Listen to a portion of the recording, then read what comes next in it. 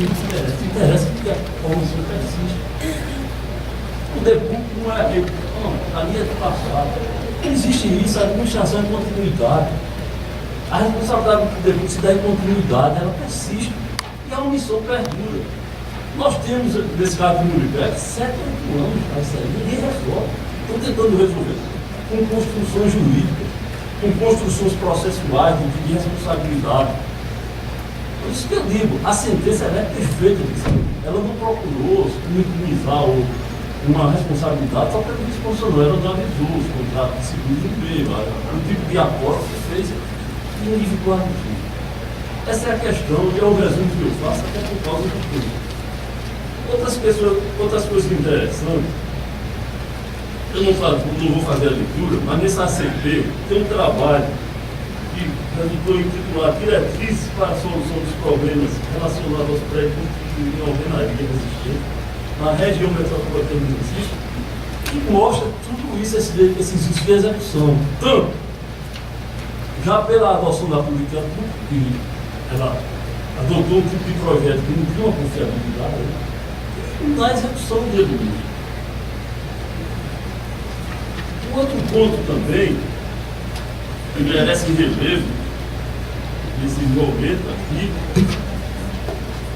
é a questão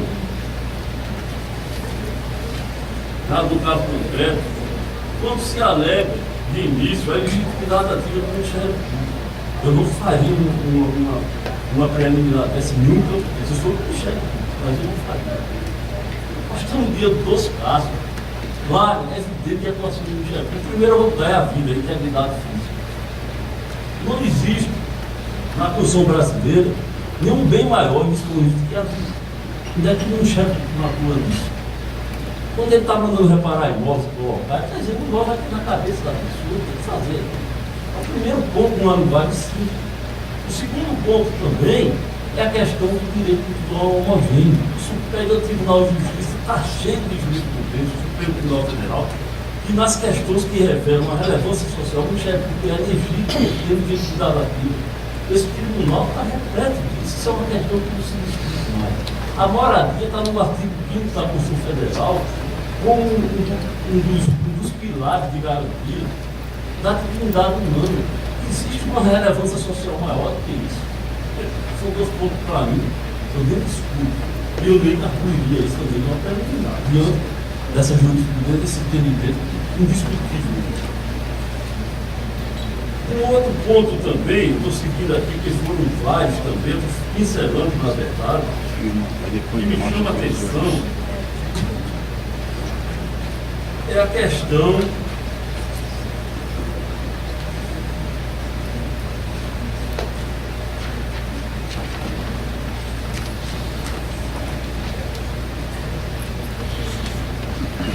da legitimidade passiva de causa da Caixa Seguradora. Isso eu vou fazer nesse toque, vou pegar o trabalho do colega, eu estou lendo na pessoa dele. Eu achei perfeito e é pequeno. Ele disse: incabível o fundamento suscitado pelo apelante que não tem legitimidade passiva. Estou falando da Caixa Seguradora. Essa questão, ressalto, foi afastada na decisão de folha 340 e 357. Sobre esse ponto, a petição inicial bem explicitou o vínculo mantido pelos substituídos, que são os moradores, é isso, com a Caixa Seguradora.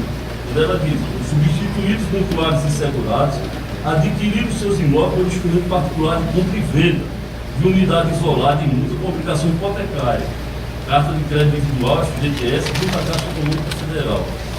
Por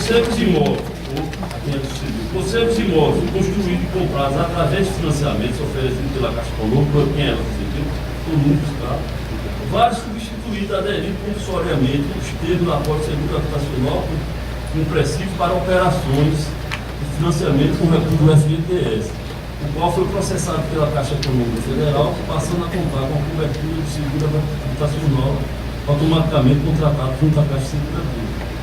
Ademais, a apólice habitacional que eleja a relação entre o substituído e seguradora é aquela vigente da época da contratação do seguro, e não a seguradora livre do SFH na atualidade. Nesse sentido, é o teor da circular zero tal, e é transfere no caso, firmando essas duas hipóteses. A circulação 7320 de 2005. Michel que faz a transição.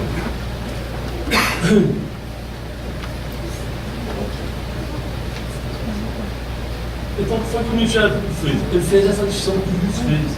Após a segunda habitacional ramo 66 QS, privada, da 68, que é aquela do fundo da Caixa Econômica Federal. Daí onde ele colocou a responsabilidade distinta que a sentença também absorveu. Resiste, por relevante, que o entendimento do juiz sentenciante se coaduna com a jurisprudência clara, conforme se depende dos julgados abaixo, transcreve aqui nos julgados. Vamos fazer aqui. Sistema financeiro da habitação, seguro habitacional, apólice público, PSPS, apólice privado, ação ajuizada contra o segurador, interesse jurídico da sede, recurso executivo, aí veio aqui. Inversamente, o que ocorre com as apólices de seguro privado, cuja contratação no sistema financeiro da habitação somente passou a ser admitida a partir da edição da MV 1671. No caso da apólice pública, que essa que é a Caixa responsabiliza, o risco é totalmente assumido pelo fundo, pelo FCVS, Fundo Administrado pela SEF, do qual o FESA é uma subconta. A seguradora privada, quando o pagamento do sinistro previo e requisição de sua remuneração, o valor do seguro mensalmente é passado por sistema financeiro, recolhe superávit ao FESA e passa a volta. Ele está dizendo que a Caixa é responsável por isso. Não, não vou frente, não, vou ficar aqui perto. Vou ficar aqui Nós perto. temos também a questão da alegada de legitimidade passiva e legitimidade passiva da Caixa. Nessa construção aqui do Ministério Público, ele remonta, ele se reporta, a questão que o juiz adotou na sentença, que para mim é relevantíssimo, que traria a responsabilidade da Caixa independente dessa questão tributária, que é a questão de discussão. Quando o Michel disse, igualmente não prospera a legitimidade da Caixa Econômica Federal. É serviço ordenado por intermédio judicial e o juízo judicial, que a Caixa Econômica Federal, na qualidade de agente financeiro, ou substituto, é solidariamente responsável com a construtora pelos vícios de obras financiadas pelo Fundo Financeiro da Habitação. Responde a Caixa Econômica Federal nesse caso pela solidez e segurança da respectiva construção, seja ela uma agente financeiro que é em substituição como sucessor. Nesse diapasão, fez um posicionamento ministerial atual. Ele cita um pronunciamento do Ministério também nesse mesmo sentido. E faz adiante uma transcrição do julgado do Superior Tribunal de Justiça, dando respaldo a essa ilação que ele fez. Responsabilidade civil, agente financeiro, desfeito na obra financiada, precedendo a curva. Como já decidiu essa terceira turma, a obra iniciada mediante financiamento de estímulo financeiro da educação acarreta a solidariedade do agente financeiro na respectiva solidez. Então, tem aí o entendimento do STJ sobre essa questão.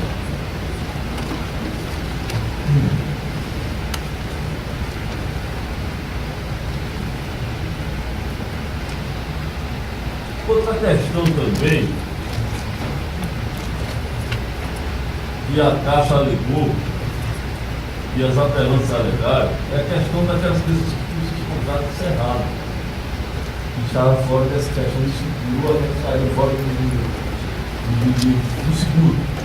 E o Luiz firmou bem como isso, a responsabilidade da Caixa pelo vício na posição, pelo vício decorrente, que ainda faria pouco e reportei várias vezes, sobre aquele vício na posição de trazer criminalidade, desabamento alto, médio e elevado, desabamento desses prédios. Então ele afirmou também que essas pessoas que têm feito pagamento à vista no seguro têm direito também à reparação dos seus prédios, a reparação por dano moral, no sentido que a Caixa tem uma responsabilidade também na posição de agente financeiro direto desse setor e por conta do vício da posição.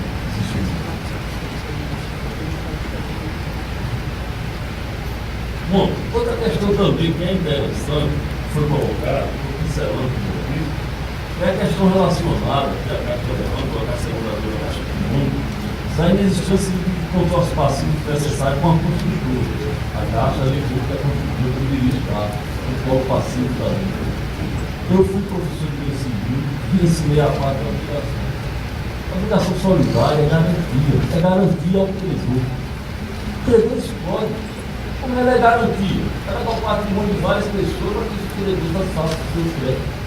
Esse é o sentido da obrigação solidária.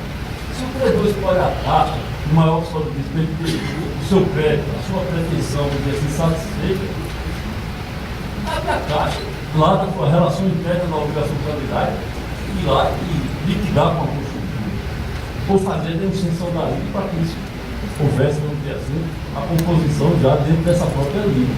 Não dizer que havia uma relação de pedidos contra passivo necessário, quando a obrigação solidária da dívida república ela é uma garantia em favor do credor. O credor pode investir com fundo patrimônio que ele quiser, ele escolhe. A verdade é essa.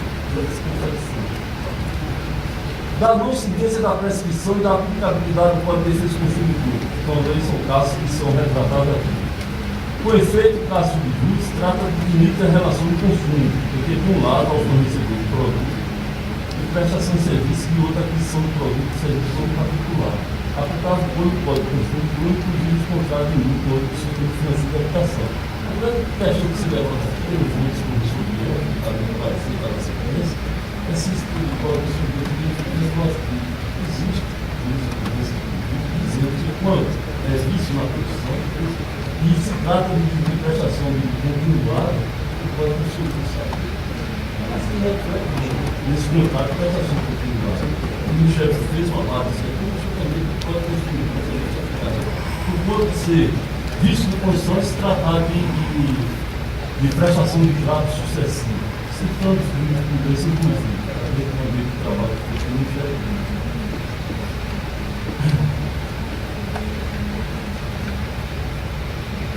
fala também o Ministério Público, também com base no Código de Consumidor, da caracterização do acidente de consumo. A Caixa não tinha retratou também aqui no país, que está dentro do Código de Consumidor.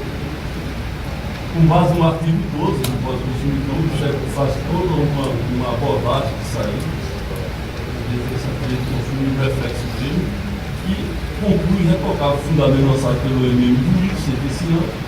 No caso dos autos, embora se constate decisões de pessoas, rastreando o fato do produto ou serviço defeito, uma vez que a repetição do vício alcança não apenas o patrimônio de material do substituído, mas também o seu patrimônio moral, que foi caracterizado de acidente do público. Isso no base desse dessa forma, o Ministério está buscando aqui argumentos também desse fundamento que se reportam também para a verificação de um dano moral do fazendo do produto. Do ar, né?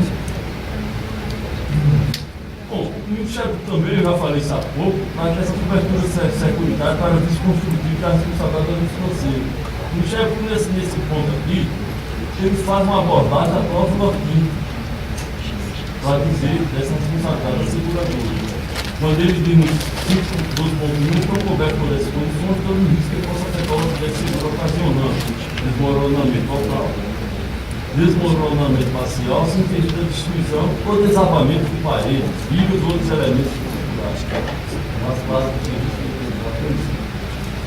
ou na situação concreta. Isso? E também ele fala da subsistência do laudo pericial, né? Isso também foi no laudo do perito judicial, foi contestado também. Ele faz toda uma distância laudo. E o laudo, na verdade, ele se constrói inteira consonante com os estudos que foram realizados já na operação. Com outros peritos nessa região, que está naquela obra que eu falei, no seminário.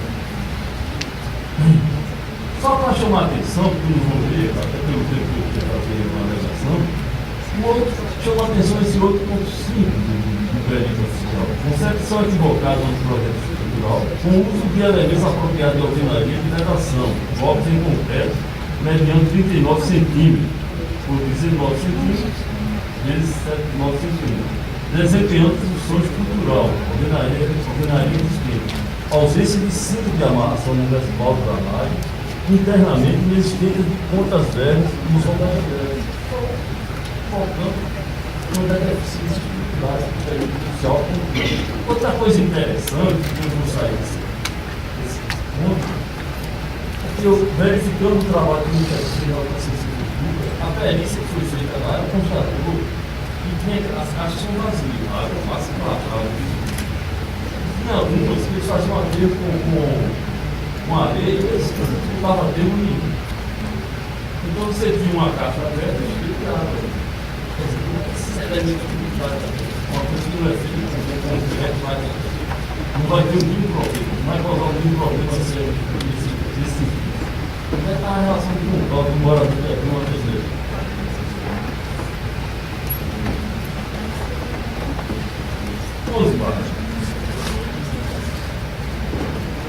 Por fim, falaria um pouco de dano morais.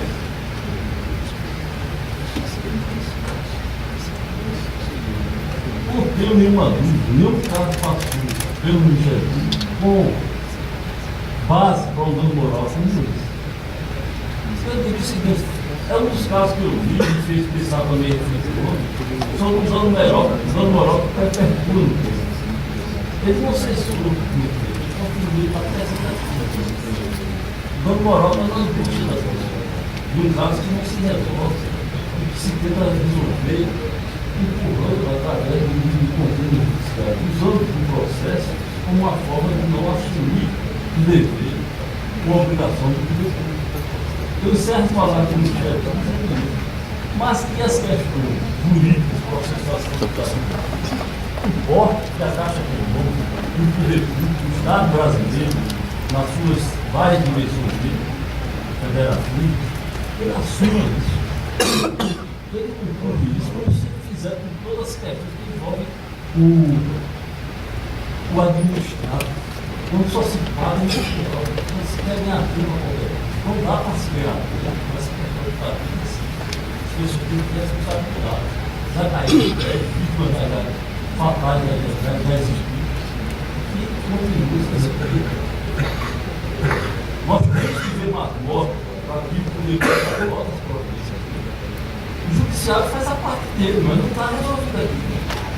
Não vai se resolver sozinho. Nós temos outros casos de justiça aqui, no Estado interno, registrado, documentado em ações do Ministério Público, e o poder público, que ainda é o passado ao presente, continua parado, dando as costas para resolver esse caso.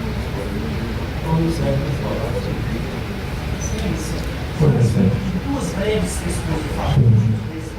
A primeira delas é a seguinte: a eleição do método construtivo utilizado para esse empreendimento foi da Coab Pernambuco. Foi ela a grande eleitora. Segundo, a Caixa Econômica Federal também entende na linha do Ministério Público que se trata de uma responsabilidade do poder público e ela não se eximiu dessa responsabilidade, tanto assim que essa ação originariamente foi ajuizada na Justiça Estadual. Depois, em decorrência de um pedido de ingresso da Caixa Econômica Federal, na condição que lhe cabe de administradora do FCDS e do Seguro Educacional, os autos aportaram aqui à Justiça Federal. Então, nesse aspecto, a Caixa Econômica Federal... É uma questão de fato também, para esclarecimento. A Caixa não permite que estiver errado, tem uma regra também. A Caixa Econômica não segura uma região metropolitana. Ela agiu e financia. Ela está frente, quando já fala que não pode, está ficando. Bem, passo a proferir o voto e esclareço inicialmente que tem um voto escrito de 40 laudas, mas não vou ler as 40 laudas. Eu vou aqui sintetizar o meu voto e o voto estará à disposição de todos para efetivamente desejarem lê-lo na íntegra. Inicialmente, eu examino a questão da competência da Justiça Federal e digo que esta questão está relacionada à legitimação passiva da própria Caixa Econômica Federal. Analiso essa questão e não desconheço que houve do STJ, um recurso representativo de controvérsia que estabeleceu alguns parâmetros para definir a responsabilidade da Caixa em ações acidentárias relacionadas ao sistema financeiro de habitação. Se fôssemos aplicar estritamente este julgamento, poderíamos até chegar à conclusão de que a Caixa não responderia por estes fatos. No entanto, eu estou aqui dizendo que não se trata de uma questão meramente securitária. Aqui nós temos, na verdade, um pleito de indenização de danos em que se busca primordialmente preservar a vida e a integridade física dos moradores. E, portanto, eu passo aqui a analisar o negócio de aquisição da casa própria. Estou aqui entendendo que o sistema financeiro de habitação foi concebido como instrumento de uma política nacional de habitação, nos termos da Lei 4380. E estas normas uniformizaram todos os aspectos relevantes do financiamento habitacional, restringindo significativamente a autonomia da vontade das partes envolvidas. E aí, eu me recordo a um acórdão do Superior Tribunal de Justiça, destacando votos ali referidos, particularmente pelo ministro Ari Pargênio, que assim entendeu existir uma solidariedade entre os que participam de empreendimentos alocados no âmbito do sistema financeiro de habitação. Na verdade, o sistema financeiro de habitação, particularmente na parte destinada à população de baixa renda, ele cria aquela ânsia, aquele desejo da casa própria. E aí, ele se desenvolve estritamente de acordo com parâmetros legais e regulamentares. É certo que a construção, no caso, foi realizada dentro do Plano Nacional de Habitação. Lembro que, na época, a coordenação deste plano cabia ao Banco Nacional de Habitação. E, a partir de novembro de 1986, a Caixa assumiu essas responsabilidades. É certo também que a construtora foi a Companhia de Habitação Popular do Estado de Pernambuco, a incorporadora, melhor dizendo, contratou empreiteiras para a construção. Portanto, é inegável que tudo isso se deu sob a fiscalização do poder público, na época representada pelo BNH, e hoje representado pela Caixa Econômica Federal. A Caixa se legitima na condição de sucessora do BNH na gestão de recursos do sistema financeiro de habitação. E também por outra razão, é que estes créditos da Coab foram cedidos à Caixa Econômica Federal. Ela também se legitima na condição cessionária destes créditos. Eu aqui, todos até que já disse no texto superior, a Caixa Econômica Federal, todos nós sabemos, é uma empresa pública. E exatamente ela tem esse perfil jurídico de empresa pública, porque ela não é simplesmente um banco. Ela não tem a finalidade primordial de gerar lucro para o governo federal. Ela é executora de políticas públicas do governo federal. Ela exerce operações bancárias, é legítimo que ela ofira o lucro dessas operações bancárias, mas ela tem um outro lado, que é a execução de políticas públicas. A Caixa Econômica aqui é sinônimo de governo federal. E realmente nós não podemos simplesmente utilizar a capa da personalidade jurídica para ficar jogando responsabilidades, ora para a empresa pública, ora para a União. Tudo isso é cumprimento de interesses valiosíssimos da sociedade.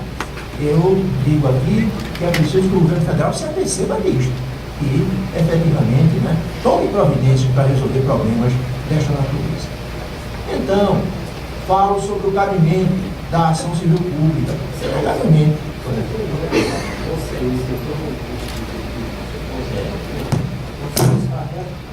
Estou rejeitando. Estou falando o seguinte: estou rejeitando a preliminar de legitimidade da Caixa Econômica por essas razões. Posteriormente, eu vou analisar esse argumento de que, em razão de uma solidariedade passiva, seria imprescindível a presença de todos aqueles que, de alguma maneira, se envolveram nesta construção. Em relação ao cabimento da ação civil pública, eu estou dizendo, e aqui concordo com o nome do Procurador da República, que isso é um caso flagrante de ação civil pública. Interesses aqui, não apenas interesses difusos, interesses coletivos e individuais homogêneos. Todo tipo de interesse está aqui presente. Todo tipo de interesse que justifica a ação civil pública está aqui presente. Há o interesse de preservação da vida, interesse indisponível, ninguém pode dispor da vida. Há o interesse individual homogêneo, porque é uma questão múltipla, é uma questão que envolve muitas pessoas na mesma situação, né? E, portanto, conveniente que seja decidida de uma vez só, com decisão uniforme, uma decisão para todos, né? É também um ponto aqui presente.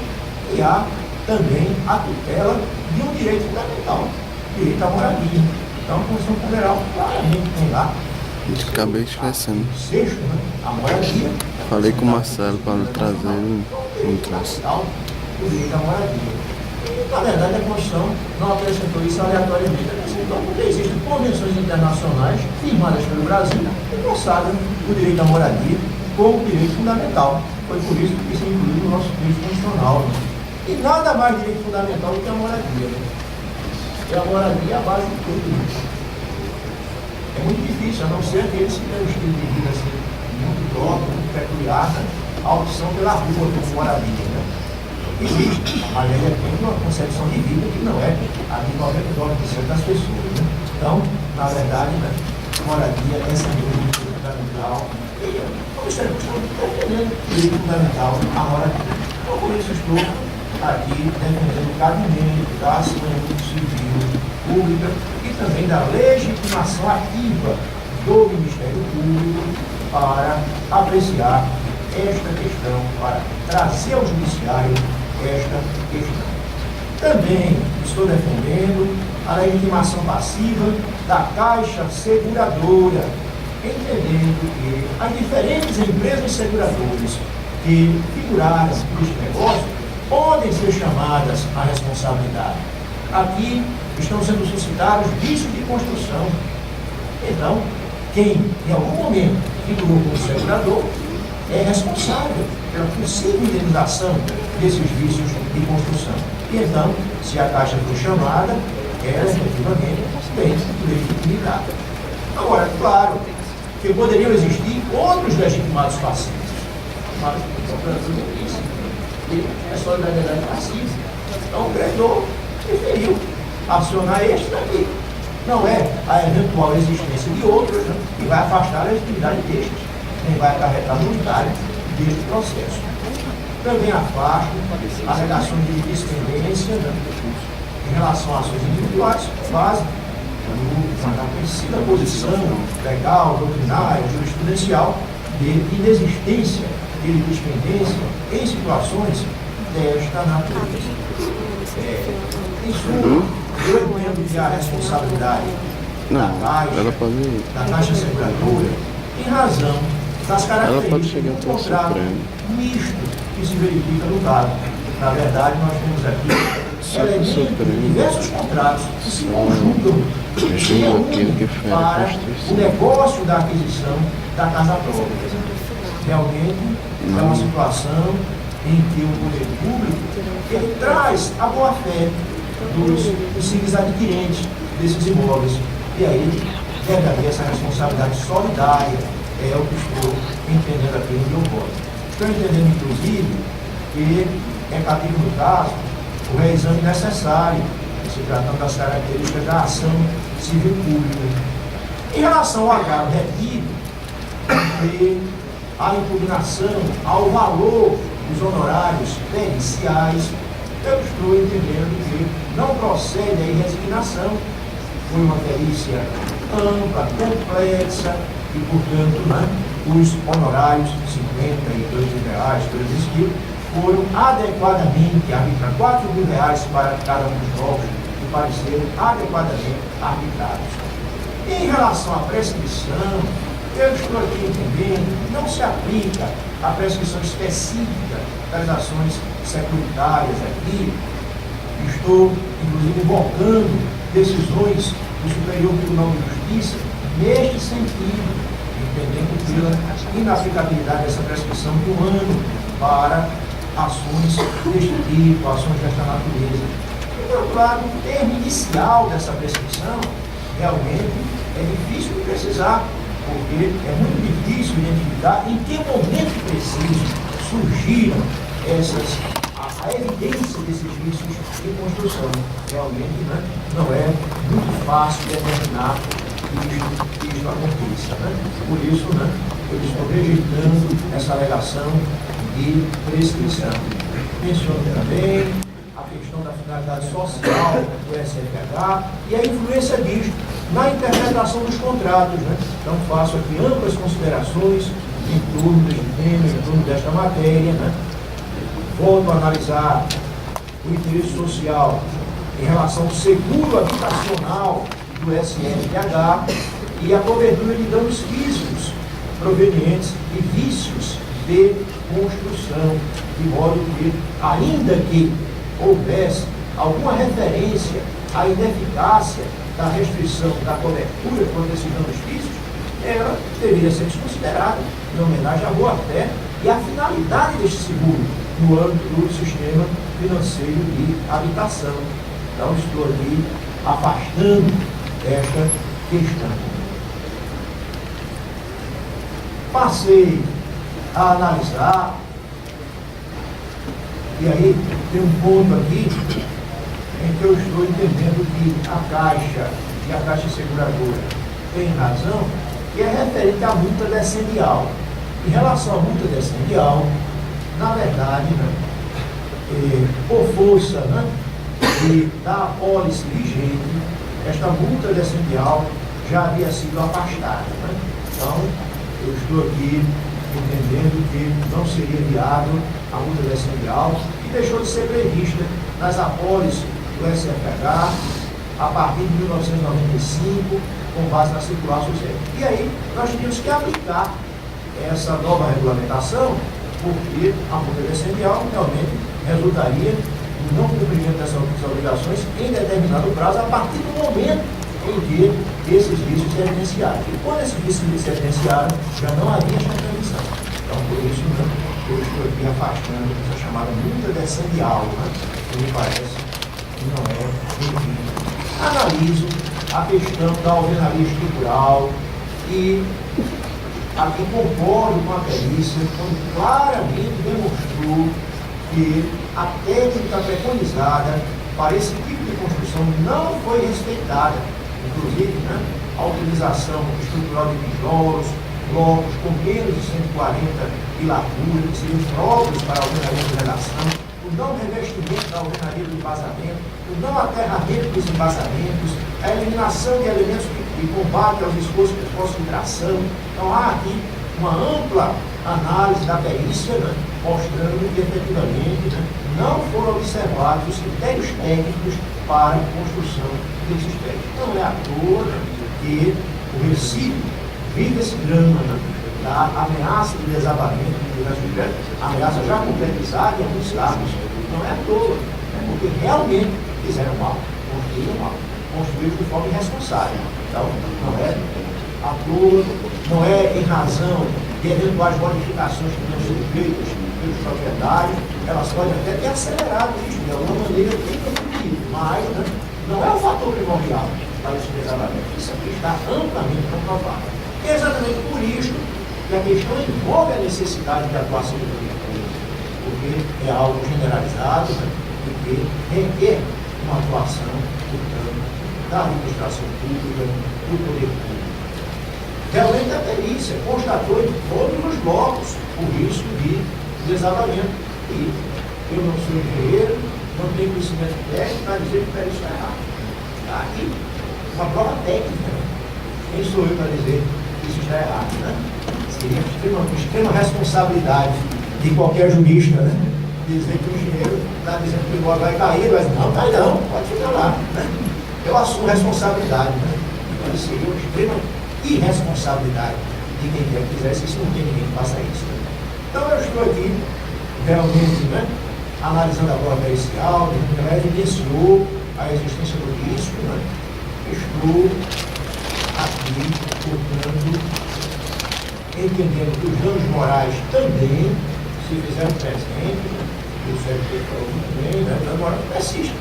Até hoje as pessoas estão aí nesta situação. Muitos já desocuparam essas casas, já estão com moradias precárias. Outro ponto relevante é que, na verdade, nós temos aqui uma verdadeira comunidade. Nós não temos aqui um prédio isolado, não. Nós não temos aqui uma mera relação de vizinhança. Não. Temos aqui uma comunidade com escola, com equipamentos comunitários, né? Com equipamentos de convivência, e essas pessoas perderam esse espaço comunitário, né? Não estão desfrutando desse espaço comunitário, que por si só já é um dano moral relevante. Então, eu estou aqui por essas razões, em relação à presença da União, eu apenas assistindo. Eu estou negando provimento ao agravo repetido. Estou até conhecendo da remessa para reforçar o que a sentença determinou, no sentido de reconhecer uma responsabilidade solidária. A sentença ela tratou disso, mas eu deveria ter visto muito claro. E aí eu estou provendo aqui a remessa para reforçar a responsabilidade solidária da GES pela reparação dos danos causados aos substituídos, especialmente no que concerne a recuperação estrutural dos imóveis. Estou aqui, claro, que caso se constate que é inviável essa recuperação, haveria indenização, mas aí estou estabelecendo os critérios para essa indenização. Estou entendendo que mutuários que não tenham liquidado o financiamento, e aí parece uma parcela inexpressiva, eles fariam jus aqui de aluguel apenas a diferença entre o valor da prestação que deixam de pagar e o valor do aluguel, né? Se efetivamente não tiverem liquidado o financiamento, vão ser dispensados, então fariam jus a essa diferença. Estou dizendo que cabe aqui às RES o dever de guarda e vigilância dos imóveis desocupados, inclusive de arcar com despesas para os serviços de energia elétrica, de água e tal. Então, em relação à apelação da Caixa, seguradora e da Caixa, eu estou dando um provimento parcial para reconhecer, quando se tratar de imóveis não quitados, a indenização, a de ressarcimento do aluguel é pela diferença. Estou aqui reconhecendo que não seriam ressarcidos as despesas com taxas condominiais. E em relação aos danos morais, eu estou mantendo o que a sentença estabeleceu, o que a sentença determinou. Estou declarando indevida a multa decendial, com base nos argumentos que já foram aqui expendidos. Então, estou ainda, e esse é um ponto muito importante, dizendo que, diante do risco crescente a cada dia, o colapso total dos prédios, inclusive com período de perda de vidas, danos irreparados, ficam restabelecidos os efeitos da antecipação da tutela que foram concedidos na sentença, basicamente no que tange à imediata recuperação destes prédios sob a combinação da multa que foi prevista pelo juiz sentenciante, pela juíza sentenciante. Então estou aqui, inclusive, revogando liminares que concedi em alguns agravos de instrumento para que essa recuperação só ocorresse após o trânsito em julgado. Estou determinando que, de imediato, se proceda a essa recuperação sob as combinações previstas na sentença, restabelecendo assim integralmente a antecipação concedida pela juíza de ser a margem, né, a sua sentença de primeiro grau. Então, este aqui, o voto, né, e temos aqui a conclusão que, neste feito, diz aqui, se negou provimento ao agravo repetido, se conheceu de ofício da remessa para dar parcial provimento e dar provimento em parte às apelações, nos termos do relatório voto em notas taquigráficas. É o resultado para este processo de número 549.757. Em relação aos outros, o resultado é basicamente o mesmo, com pequeníssimas variações, né, em razão das peculiaridades de cada um. Também aqui na apelação 563.679, também negar provimento ao agravo requerido, conhecer de ofício da remessa, leva parcial provimento, dar provimento em parte das apelações, nos termos do voto, do relatório, na apelação 563.708 de Pernambuco, também aqui, negar provimento ao agravo requerido, não conhecer o agravo contra suposto indeferimento de dilação de prazo para manifestação sobre o laudo pericial. Esse foi um ponto invocado especificamente aqui, e que havia uma resignação referente ao suposto indeferimento de dilação de prazo. Eu entendo que isso não subsiste, é algo específico deste processo. E no mais, conhecer de ofício da remessa, da parcial provimento, da provimento em parte das apelações. Na apelação 564.599 de Pernambuco,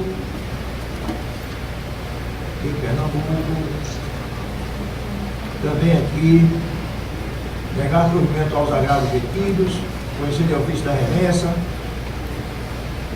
nela da parcial provimento das apelações, nos termos do voto, né?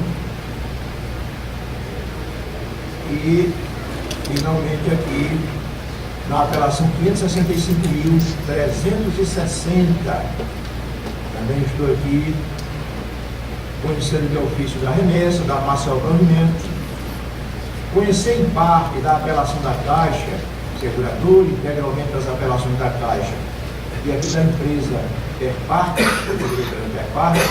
elas dão parcial provimento em parte, exatamente naqueles termos em que se deu provimento em parte à apelação da Caixa. Então esse é o resultado, é o voto que estou aqui proferindo e consulta aqui ao da discussão.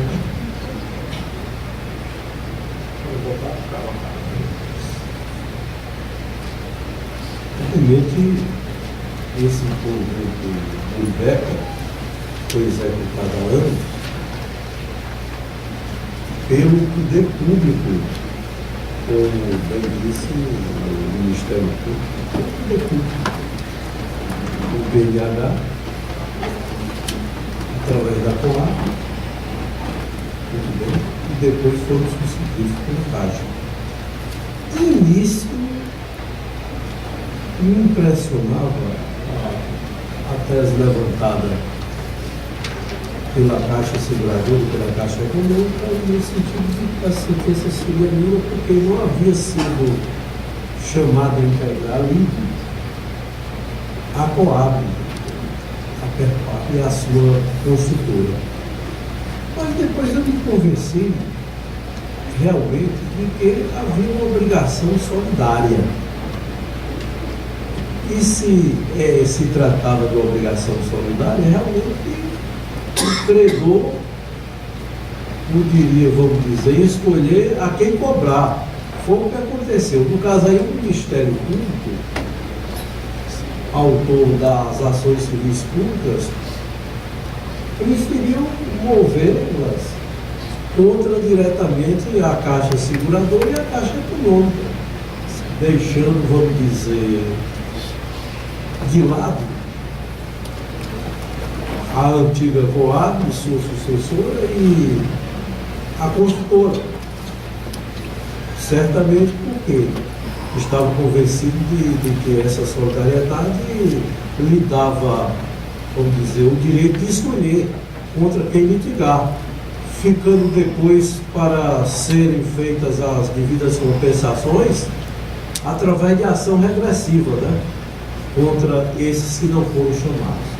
Mas, na realidade, eu estou convencido também de que o laudo pericial espelhou muito bem a realidade. Foram vícios sérios de construção, o que realmente reflete um descaso com obras que tais. Foram aqui bem demonstrados, aqui o eminente relator, o Ministério Público também que aludiu há diversos itens aqui que foram descurados na construção. Não houve fiscalização, não houve acompanhamento. E dizer-se que tudo isso deveu-se apenas a acréscimos executados pelos ocupantes dos imóveis, eu acho que isso é tapar o sol com a peneira. realmente eles podem ter tido alguma contribuição, mas a contribuição primordial para que isso ocorresse foi a falta de obediência, vamos dizer, às normas técnicas de uma construção sadia, o emprego de materiais de primeira qualidade. Isso não aconteceu. Então tudo isso certamente levaria ao debacle, como de fato aconteceu. E eu não posso nem dizer aqui, eu acho que o relator tem razão de dizer que aconteceu em tal dia. Não, antes das ações serem iniciadas, não se tinha certeza exatamente do termo inicial. Daí porque não se pode exatamente, eu aplicaria aqui a prescrição do Código Civil, e não a prescrição securitária. Não se pode dizer que ocorreu a prescrição. Eu rejeito essa preliminar.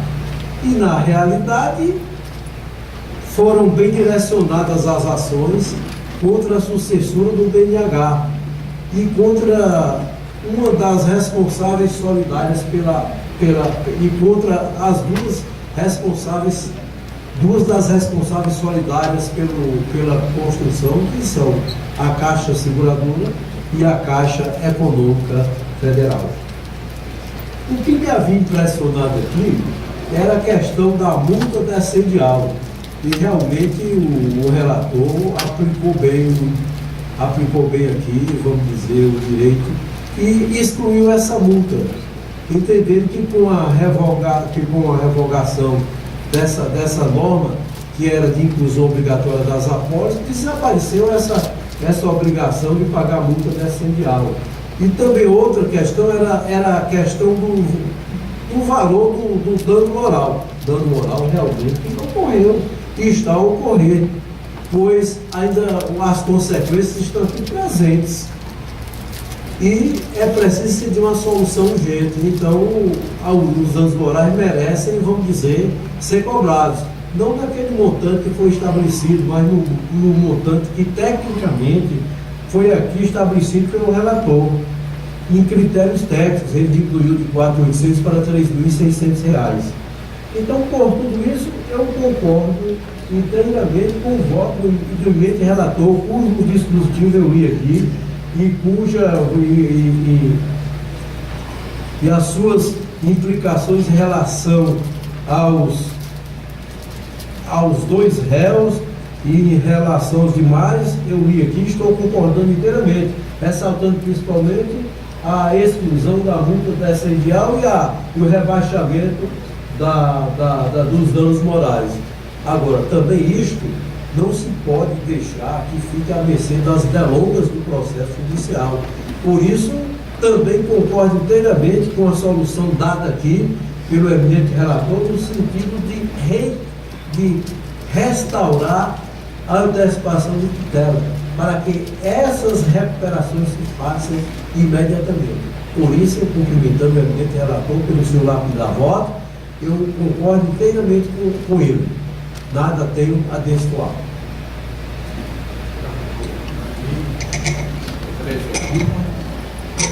Quando eu fui convidado ontem de manhã para participar, estava na suposição de ser uma questão simples. Não era. E eu já tinha reservado a minha noite para trabalhar no ponto de vista da segunda turma e abrir mão do ponto de vista para ler as atas da Caixa Econômica Federal e cotejá-las com votos que o relator teve a gentileza de enviar. Concordo plenamente com o relator seguiu e acrescento só duas palavrinhas a mais, todas começando com a palavra com a letra C. O primeiro C é o papel da Caixa. A Caixa não figura aqui como um mero banco que empresta dinheiro. Isso foi bem dito. Não é uma questão que eu lembrei, que pode não se cair, não se encaixar bem no momento de decisão da indústria de vida, mas me lembrou uma anedota, e eu pedi licença, posso contar, que me foi contada há muitos anos. O fiscal da Prefeitura de São Paulo escolhe uma pocilga e vai perguntar ao dono da pocilga o que era que ele dava aos porcos. Ele disse: eu dou lavagem. Vocês sabem que a lavagem é resto de comida. E o fiscal disse: isso é desumano. O senhor está maltratando os animais, o senhor está multado. 30 dias depois, outro fiscal vai e pergunta o que é que o cidadão dá aos porcos. E ele diz: bom, se eu já fui multado com lavagem, vou dizer que tem caviar. Entendeu? E aí o fiscal disse: não, o senhor está acusando uma pobreza imensa e o senhor está acusando dessas condições. No terceiro mês, outro fiscal vai e diz: olha, eu dou dinheiro a eles, mando eles para a rua, como que quiserem. Voltando à situação, o papel da Caixa não é de dar o dinheiro e cada um construir o seu imóvel, é de acompanhar essa construção, porque a Caixa faz parte do sistema que inicia na Constituição Federal relativo ao direito de habitação. Então ela é delegada do poder público. E esse poder público agora, entendeu, tenta, através dessa ação, consertar aquilo que o poder público da administração não fez. Entendeu? Na minha terra ninguém entra em negócio furado, ninguém entra em canoa furada, apesar de não existir rio por lá. Então vem essa primeira etapa da minha fala na letra C, do papel da Caixa. O outro é dar confiança, que também foi ressaltada. É a confiança que o povo, principalmente o povo de baixa renda, tem na Caixa Econômica Federal. Essa confiança é importante.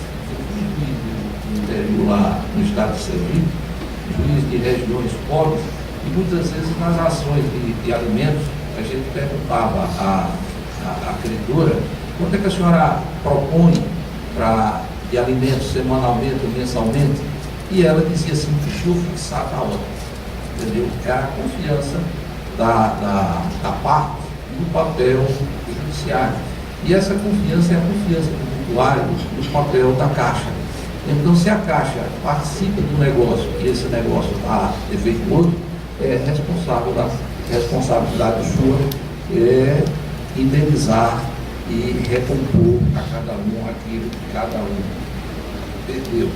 E com essas considerações, relator, eu acompanho plenamente o voto de Vossa Excelência. Depois, na unidade, os termos do voto do relator, como já foi aqui detalhado, né? É organizado o julgamento, proclamação do julgamento. Vamos prosseguir. Sim, tem também, exatamente, tem um agravo de instrumento, 134.586 de Pernambuco, e também o agravo é os números 128 e 129 de Analista, 100 Paulista, a minha lista, 129 e 128. Esses dois agravos também têm diferimento do senador Francisco Cavalcante. Esses dois agravos também se referem a esse conjunto habitacional e em um deles, 128, se está aqui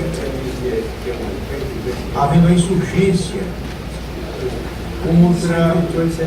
exatamente. A questão também referente a essa mesma situação relacionada ao pagamento do aluguel através de depósito judicial. Eu estou negando provimento aos agravos, mantendo a decisão da juíza referente ao pagamento desses aluguéis. Da mesma maneira, no 129, também é a mesma matéria, eu estou negando provimento ao agravo.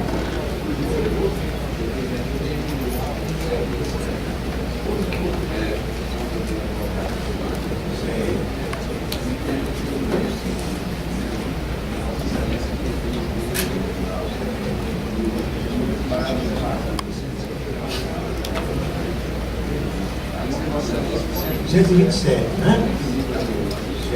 Então, o desembargador Vladimir vai examinar o 127 de minha lista. E quem é agora o primeiro? É, do desembargador Francisco, da minha lista, o número 127. Ele se refere a uma questão de bloqueio de valores pelo Bacen-Júri, antes mesmo da citação. 127 é a questão de bloqueio de valores pelo Bacen-Júri, antes mesmo da citação. Eu aqui dando provimento. Desembargador Vladimir, também acompanha. É o 154, desembargador Zé Maria, que houve informação que o início do processo de tribunal. O 154. Eu não sei, não é vocês que sabem. O 154. É, o senhor não tomar pegar Já está anotado aqui.